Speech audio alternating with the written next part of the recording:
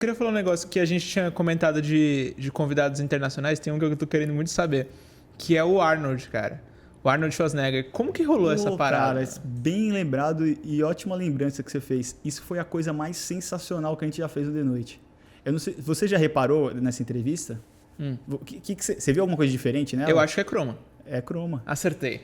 Tá vendo lá, Phil Tava nessa conversa hoje. A gente fez um trabalho excepcional, assim, toda a equipe do SBT, porque o que aconteceu? Bom, excepcional, eu não podia ter falado isso, cara, eu não podia ter falado. Mas, dane-se, põe no ar. Aí, foi realmente croma. A gente...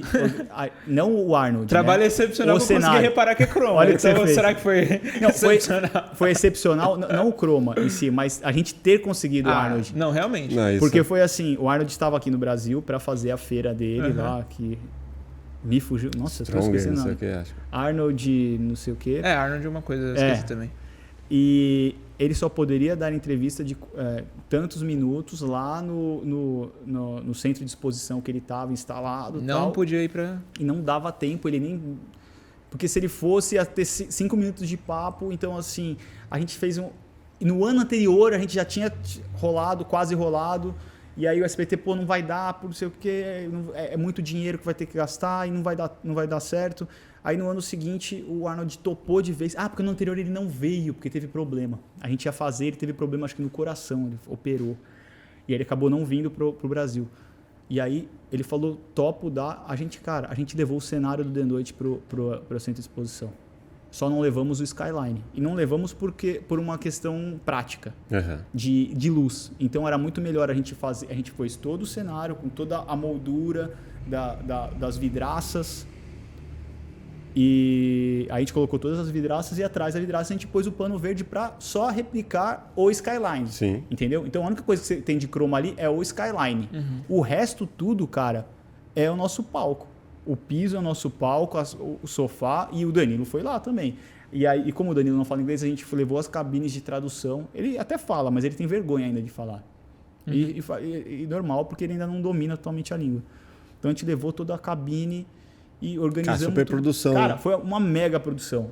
E a gente, a hora que a gente foi passar isso para o SBT, o SBT ficou assim, não vai dar certo. Eu tive que, financeiramente falando, eu tive que cortar uma diária de produção nossa do The Noite, gravar um dia menos da semana para poder ter isso no meu centro de custo, entendeu? Senão eu não ia dar conta. Mas, pô, é o Arnold. Imagina o Arnold, imagina o Arnold com o Danilo, tipo, o que isso ia trazer pro programa? Foi sensacional, porque, mais uma vez, foi uma coisa que a gente... que eu até falei antes, a gente quis fazer perguntas, a gente não quis ficar falando de Exterminador do Futuro com o cara.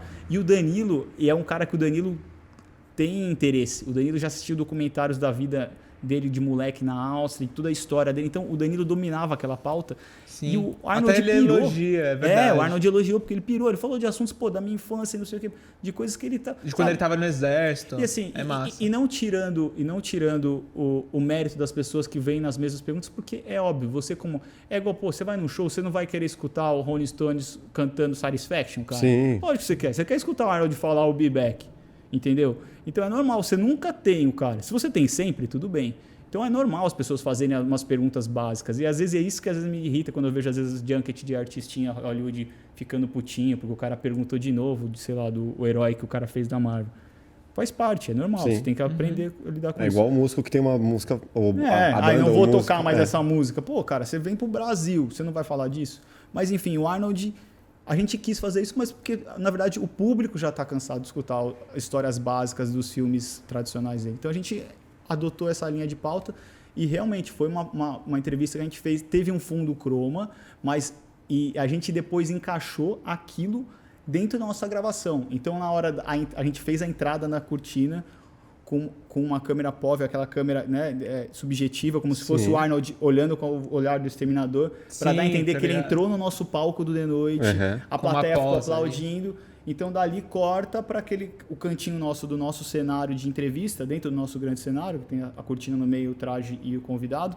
Dali entra ele dentro do nosso palco de entrevista, que era lá no Expo. Agora, deixando claro, a gente nunca mais vai fazer isso. Então, tô falando porque a gente combinou que eu nunca ia falar isso para ninguém, Porque às vezes vai vir outro artista e vai falar, pô, agora faz isso com todo mundo. Agora dá pra fazer. Porque assim, cai a qualidade. Então é uma coisa que a gente... mas o metaverso tá chegando aí, agora vai ter outra forma de fazer. Vamos ver o que vai ser. Um virtual production, será que auxiliaria eles lá? Porra, pra caralho. Mas foi...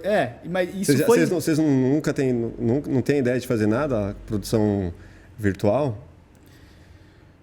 Não chegamos fazer nesse track ponto. de câmera e... A gente tem a pós-produção, criação visual, a gente já fez algumas coisas assim, mas tem uma coisa também que é o limite da demanda, né? Você tem a demanda, por exemplo, eu não posso parar 2 meses ou 1 mês, sei lá. De estudo para... do meu pós-produtor ali para trabalhar nisso e os outros programas, entendeu? Então é aquele balanço das coisas, entendeu? E óbvio, a gente estava com uma câmera lá, não era um estúdio que você estava gravando com a luz perfeita, com contraluz bom para recortar direitinho. A gente estava numa sala num expo, entendeu? Então a gente encaixou o que dava para encaixar, foi no limite. Então para recortar já foi difícil para um caramba. Sim, imagina. Então a gente chegou num limite ali. E quem vocês são da área, vocês sabem que era um croma. A ponto de quase se arrepender de ter levado o croma, né? Mas só de vocês questionarem, tipo, você querer tirar a dúvida, para mim já é legal. Porque realmente... Mas sinceramente, e mesmo se... A gente pensou na hipótese de assumir.